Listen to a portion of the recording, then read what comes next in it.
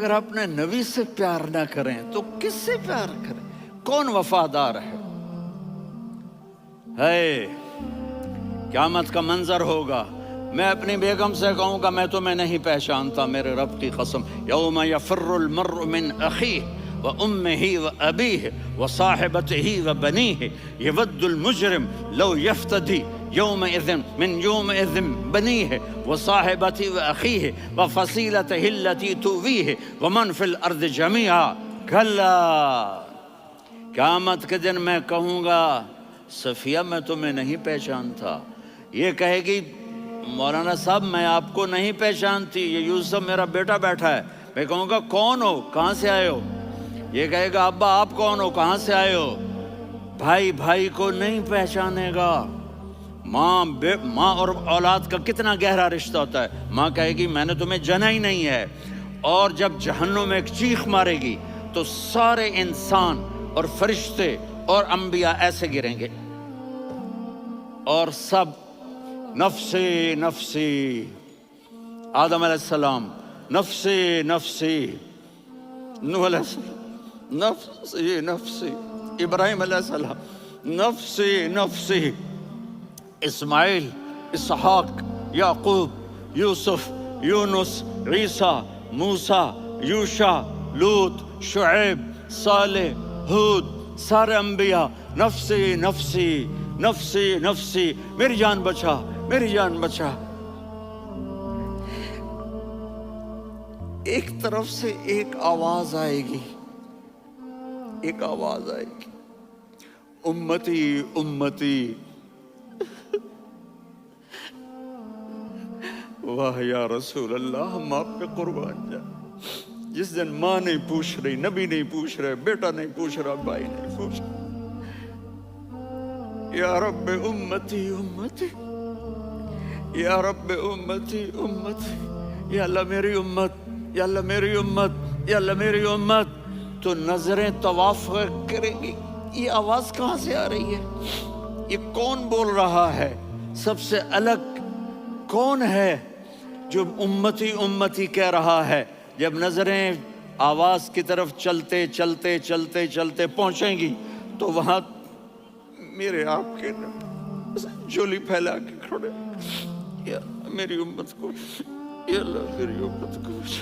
کون سی امت جو ساری زندگی شرابیں بیچتے رہے، جوئے کھیلتے رہے، زنا کرتے رہے، سود کھاتے رہے، جھوٹ بولتے رہے، چوریاں کرتے رہے، ڈاکے مارتے رہے؟ میرا نبی کہہ رہا ہے میری امت کو بچا لے، میری امت کو بچا لے۔ اس سے پیار نہ کرے تو اور کس سے کرے؟ موت پہ رشتے ٹوٹ جاتے، میرے نبی نے اس دن بھی اپنے رشتے کو نہیں توڑا۔ ابراہیم جیسی شخصیت کہیں گے سنو اے اللہ تیری میری دوستی کا واسطہ مجھے بچا لے، تیری میری دوستی کا واسطہ مجھے بچا لے۔ عیسیٰ علیہ السلام کہیں گے یا اللہ میں اپنی ماں مریم کا بھی سوال نہیں کرتا، میری جان بچا لے، مریم جانے تو جانے میری عیسیٰ۔ 5 بڑے رسول ہیں، نوح، ابراہیم، موسیٰ، عیسیٰ، محمد صلی اللہ علیہ الصلوات والتسلیمات۔ عیسیٰ علیہ السلام کہیں گے یا اللہ میں اپنی ماں مریم کا بھی سوال نہیں کرتا، میری جان بچا۔ اور میرا نبی کہے گا یا اللہ میری امت کو بچا لے۔ کون سی امت جنہوں نے ساری زندگی اس کا مذاق اڑایا؟ میرا نبی کہتا دفع ہو جاؤ، دور ہو جاؤ میری نظروں سے، تم نے میری نسل کو قتل کیا، تم نے میرے گھرانے کو اجاڑ دیا۔ سب کو بلا یہ نہیں کہیں گے یا اللہ میری امت کے نیکوں کو بچا لے، میری امت کے متقی، میری امت کی رابعہ بصری، جنید بغدادی کو بچا، نہیں یا اللہ ساری امت کو میری جھولی میں ڈال دے، ساری امت کو میری جھولی میں ڈال دے۔ یہاں اللہ کہے گا وَلَسَوْفَ يُعْطِيكَ رَبُّكَ فَتَرْضَىٰ۔ معافی چاہتا ہوں میں جذباتی ہو گیا ہوں۔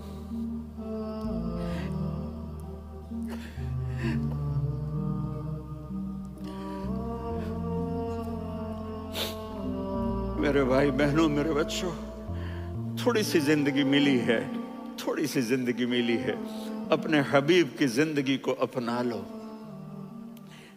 میں تھوڑے تھوڑے اشارے کر کے بتا دیتا ہوں۔ جب آپ بیٹے ہیں تو آپ کہہ رہے ہیں کاش میرے ماں باپ زندہ ہوتے، میں ان کی خدمت کرتا۔ پھر فرمایا اور نہیں تو میری ماں تو ہوتی، چونکہ ماں کو دیکھا ہے نا، باپ کو دیکھا نہیں ہے، تو فرمایا کاش میری ماں زندہ ہوتی اور میں عشاء کی نماز کے لیے مصلی پہ کھڑے ہو کے الحمدللہ رب العالمین پڑھ رہا ہوتا، اور ادھر سے میری ماں مجھے بلاتی محمد، تو میں نماز توڑ کے کہتا جی اماں جان میں آ رہا ہوں، نماز پھر پڑھا دوں گا۔ اپنے والدین کی عزت کرو۔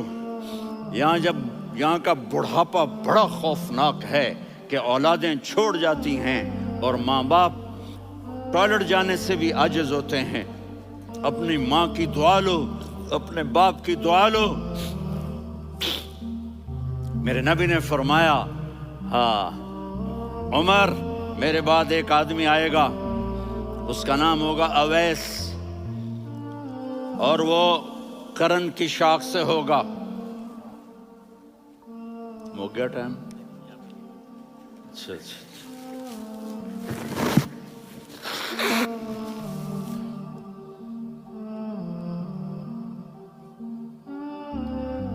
اس سے دعا کرانا، علی آپ بھی، عمر آپ بھی، یا رسول اللہ کس لیے؟ کہ اس نے ماں کی ایسی خدمت کی ہے کہ جب ہاتھ اٹھاتا ہے اللہ اس کے ہاتھ خالی نہیں لوٹاتا۔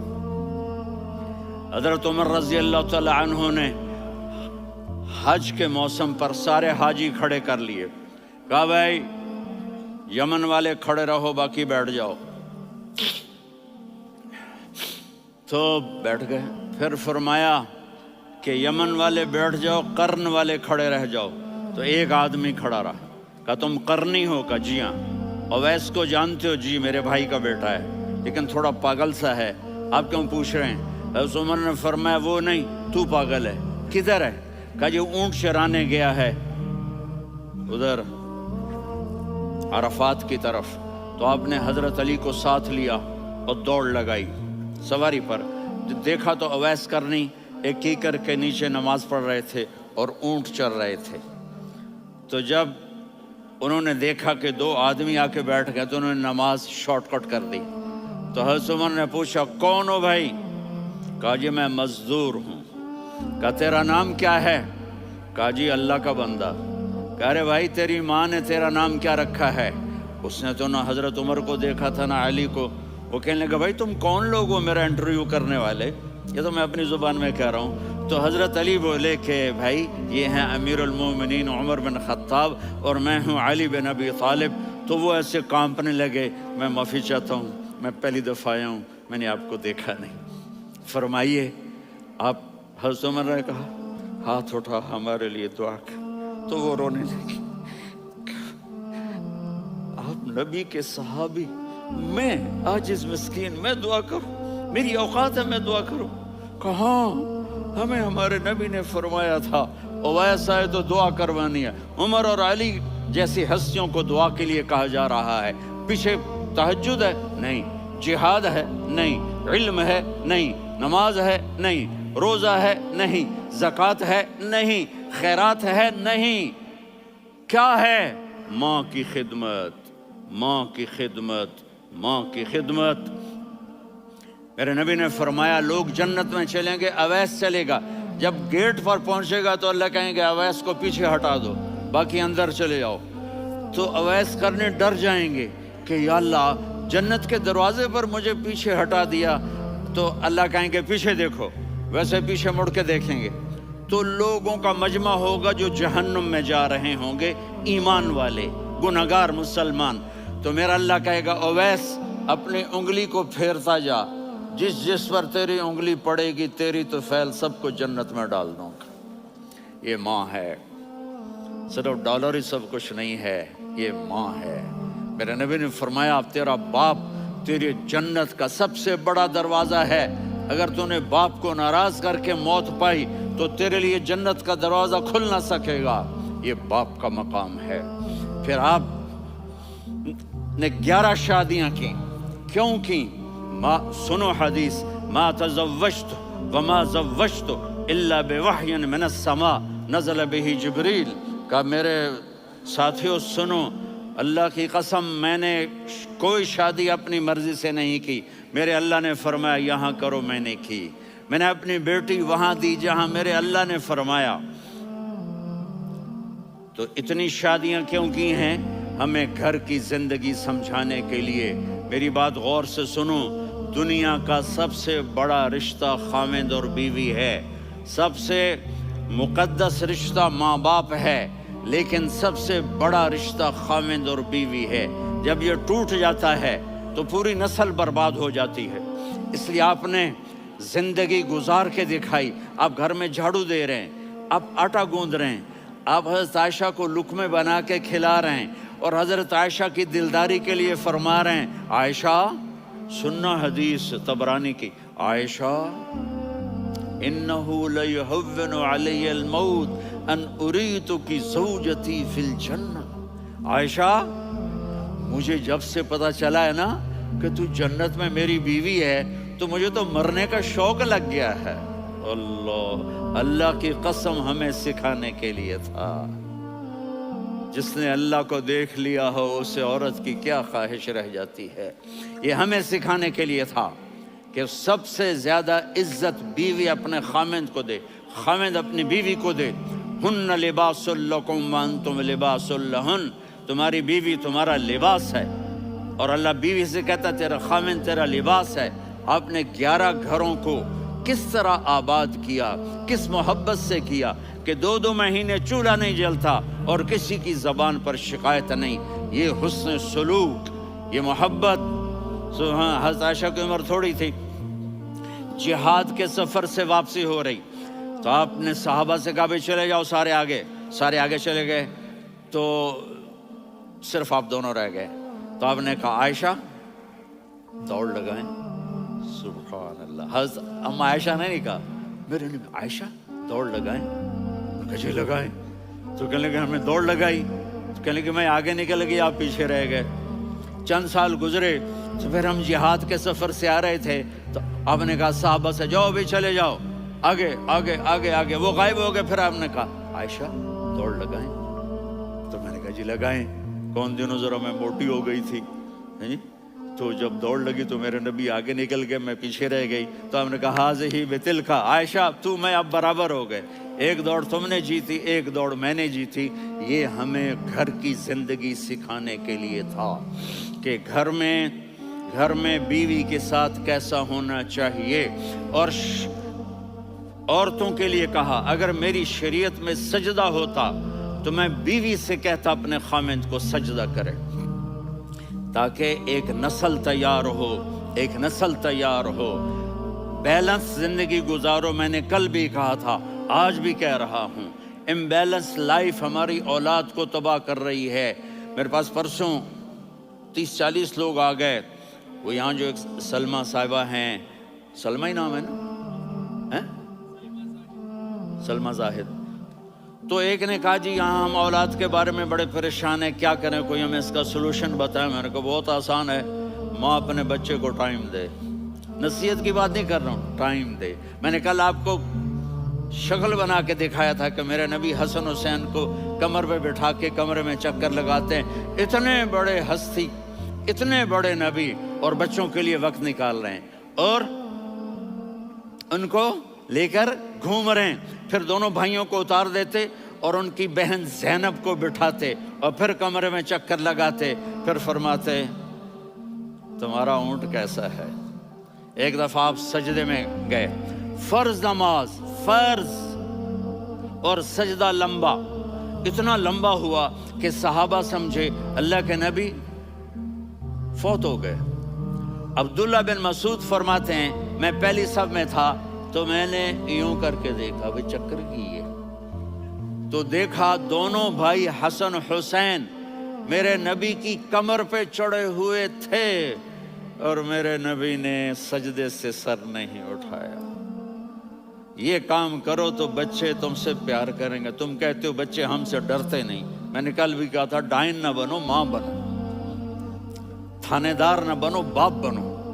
تو انہوں نے ایسے ہاتھ آگے کیا کہ میں بچوں کو نیچے اتاروں۔ تو مجھے دیکھنا، آپ نے یہاں سے ایسے سجدہ ہوتا ہے نا، تو آپ نے ادھر یا ادھر سے دیکھا کہ ایک ہاتھ آگے آ رہا ہے میرے بچوں کو اتارنے کے لیے، تو آپ نے سجدے میں یوں کیا، یہ دیکھ رہے ہو، وہ پیچھے ہٹ گئے۔ جب تک وہ خود نہیں اترے میرے نبی نے سجدے سے سر نہیں اٹھایا۔ اور جب نماز سے فارغ ہوئے تو ایک دم دونوں کو اپنی گود میں لیا، کبھی ابی ہما و امی لا تؤذوہما، میری جان قربان ہو ان دونوں پر، یہ میرے جگر کے ٹکڑے ہیں، انہیں دکھ نہ پہنچانا۔ کیا آپ دیکھ رہے تھے؟ ایک زہر میں تڑپ تڑپ کے مارا جائے گا اور ایک کا سر کاٹ کے نیزے پہ چڑھایا جائے گا۔ آپ کو اولاد کی محبت، نبی جس دن آپ جا رہے تھے، پیر 12 ربیع الاول 11 ہجری 611 عیسوی 6 جون، آپ نے ساری بیویوں کو بلایا، اطمینان سے ملے، رخصت فرما دیا۔ پھر داماد علی کو بلایا، ان کا سر اپنی گود میں رکھے، ان کے کمر پہ ہاتھ پھیر نہ، فاطمہ کو بلایا، ان کے کان میں کہا بیٹی میں جا رہا ہوں۔ وہ رونے لگیں، کہا رو نہیں، تو بھی جلدی میرے پاس آ جائے گی۔ 6 مہینے بعد صرف 24 سال کی عمر میں حضرت فاطمہ کا انتقال ہوا۔ پھر آپ نے علی کو بلایا، دعا دی، کہا پھر حسن حسین کو بلاؤ۔ جو ہی آپ نے ان کو یوں لیا تو آپ کے ایسے پانی کی طرح آنسو بہنے لگے، اس طرح کہ آپ آگے دیکھ رہے تھے کہ ایک بچے کا سر کٹ کے نیزے پہ چڑھ رہا ہے اور ایک زہر میں تڑپ رہا ہے، لیکن آپ نے تقدیر، اللہ کی تقدیر پر راضی ہو گئے۔ اور جبریل، تھوڑی دیر کے بعد جبریل آئے، یا رسول اللہ موت کا فرشتہ باہر ہے، اندر آنا چاہتا ہے۔ جہاں موت بھی پوچھ کے آئے، اس ہستی سے پیار نہ کریں تو اور کس سے کریں؟ ملک الموت بھی اجازت لے کر اندر آئے اور آ کر کہا السلام علیکہ یا رسول اللہ۔ آپ نے کہا وعلیکم السلام۔ کہا یا رسول اللہ آپ پہلی ہستی ہیں جنہیں میں سلام کر رہا ہوں، میں نے نبیوں کی جانیں نکالی، نیکوں کی، کسی کو سلام نہیں کیا، آپ پہلے ہیں جنہیں میں سلام کر رہا ہوں۔ یا رسول اللہ آپ پہلے ہیں جنہیں آپ کے رب نے کہا کہ میرے نبی سے پوچھ کے اندر جانا، بغیر پوچھے نہ جانا۔ آپ پہلی ہستی ہیں، میرے رب نے کہا آنا چاہیں تو لے آنا، رہنا چاہیں تو چھوڑ کے آ جانا۔ آپ نے فرمایا اگر میں کہوں تو میری جان نکالو گے؟ کہا جی نکالوں گا۔ تو آپ نے جبریل کو دیکھا، آدمی یہاں سے سوال کرتا ہے کہ تو کیا کہتا ہے، جاؤں یا ٹھہروں؟ تو جبریل کہنے لگے یا رسول اللہ، اللہ آپ کی ملاقات کے شوق میں ہے۔ اوپر سارے سٹیج سج گئے ہیں آپ کے ویلکم کہنے کے لیے، آج 7 آسمان کے فرشتے اکٹھے۔ سنو اب میری آخری بات ہے۔ آپ نے کہا دیکھو حسن حسین کے لیے ہاتھ نہیں اٹھائے، دیکھ رہے تھے تڑپتا ہوا زہر میں اور کٹتا ہوا سر، ان کے لیے ہاتھ نہیں اٹھائے۔ آپ نے جبریل سے کہا جاؤ اللہ سے پوچھ کے آؤ میرے بعد میری امت کے ساتھ کیا کرے گا۔ یہ جو ہم بیٹھے ہوئے ہیں گناہوں کے داغ اپنے سینے پر لے کر، چہرے پر لے کر، کہا جاؤ پوچھ کے آؤ میری امت کے ساتھ کیا کرے۔ ملک الموت وہیں کھڑا رہا، جبریل واپس گئے اور وہاں سے پیغام آیا کہ میرے محبوب ہم آپ کی امت کو تنہا نہیں چھوڑیں گے، مجھے میرے رب کی عزت کی قسم، ادھر ٹائم بھی ختم ہو چکا ہے، میں آخری بات کر رہا ہوں، اگر اس وقت میرے نبی یہ اللہ کو نہ منواتے تو آج ہم بھی بندر خنزیر بن کے پھر رہے ہوتے۔ دعائیں دو اس کملی والے کو جو اپنا جگر کٹا گیا۔ ایک رات آپ بھوک سے لیٹے ہوئے ایسے، کبھی یوں ہوتے ہیں کبھی یوں ہوتے ہیں، کرو حضرت عائشہ کے گھر کی باری، کبھی ایسے ہوتے ہیں کبھی ایسے ہوتے ہیں، پھر ایک دم آپ آگے ہوئے اور وہ جو چارپائی کی لکڑی ہوتی اس پر اپنے پیٹ کو یوں رکھا اور ایسے جھک گئے، یوں جھک گئے۔ حضرت عائشہ بے قرار ہو کے کھڑی ہو بیٹھ گئے، یا رسول اللہ یہ آپ کیا کر رہے ہیں، یہ کیا کر رہے ہیں؟ کیا کر رہے تھے؟ معدے کو کٹھا کر رہے تھے، بھوک کی شدت۔ فرمایا عائشہ بھوک بڑی لگی، عائشہ بھوک بڑی لگی۔ جس کے لیے کائنات بنائی. عائشہ بھوک بڑی لگی تو حضرت عائشہ رونے لگی. یا رسول اللہ، آپ یوں ہاتھ اٹھائیں گے اور آپ کے لیے سب کچھ آ جائے گا، آپ مانگتے کیوں؟ کہا عائشہ مجھ سے پہلے میرے بھائی انبیاء اسی فاقے میں گئے، میں بھی اسی فاقے میں اپنے رب سے ملاقات کروں گا. میرے عزیزوں، میرے بچوں، نوجوان بیٹھے ہو، بچیاں بچے، اپنا آئیڈیل اپنے نبی کو بناؤ، اپنا آئیڈیل اپنے نبی کو بناؤ اور نبی والے اخلاق سیکھو، آپ کے گھر آباد ہو جائیں گے. برداشت کرنا سیکھو، معاف کرنا سیکھو. اب آپ کینیڈین ہو یا جہاں سے بھی ہو، اس پاسپورٹ کی عزت کرو، یہاں کے قانون کا احترام کرو، یہاں وائلیشن نہ کرو، جھوٹ نہ بولو، کسی کو دھوکہ نہ دو. یہاں کی لڑکیوں سے اس لیے شادی نہ کرو کہ میرے پیپر بن جائیں، قیامت کے دن کالے منہ کے ساتھ اٹھائے جاؤ گے. اور جو حکومت تمہارے لیے قانون بناتی ہے اس کو فالو کرو. ٹیکس کی چوری مت کرو، یہ گورنمنٹ تم پر لگاتی ہے، ہماری حکومتیں تو لگاتی نہیں ہیں، لیکن یہ حکومت تو تم پہ لگاتی ہے. تو اللہ کے واسطے چور نہ بنو. ٹیکس کی چوری بہت بڑی چوری ہے کہ سب آپ کے کاموں کے لیے استعمال ہوتا ہے. تو یہاں کے قانون کو اوروں سے زیادہ اچھی طرح فالو کرو. دوسرا، یہاں غیر مسلم رہتے ہیں، سب کو عزت دو، سب کو عزت دو، ان کی خوشی میں ان کو مبارک دو.